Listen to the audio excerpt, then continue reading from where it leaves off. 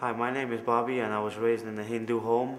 As a kid, my grandmother taught me Hinduism, and she would take me to the Hindu temple and she would teach me all about the Hindu gods, always to put my trust in them and always to put my belief in them, and they will never fail me. And I grew up with this until high school. I started running with the wrong crowd because I was looking for happiness because I couldn't find it in these gods. These guys were like guys that were smoking and drinking, going around robbing people, and just looking for trouble, basically. I did this for like 3 or 4 years, and that's when I met this Christian girl. She invited me to her church, and I went to see her. But it was like the first time I ever went to church, a Christian church.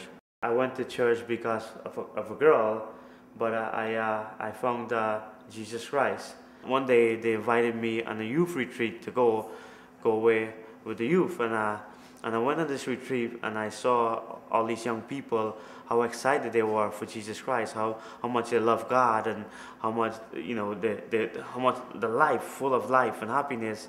And I said to myself, I want that. And I kept thinking about how I was lacking this love in my life, how I was lacking peace in my life, how I was lacking happiness in my life. And at the end of the sermon, I went up to the front and I gave my life to Jesus Christ. And from that moment on, I felt like this burden lifted off of me, and this weight lifted off of me, and this peace and this happiness came in me, and this joy came in me. And I finally experienced for that moment there the love of God. And I was so excited and so happy. Jesus came into my life and I've never been the same again. He changed everything in me, and I have happiness and I have peace and I have joy in my life. I never went back to drugs, I never went back to alcohol, I never robbed anyone again, and I never went around sleeping with different girls again. And God just came into my life and changed my life completely and gave me a meaning to live. My name is Bobby, and Christ is my life.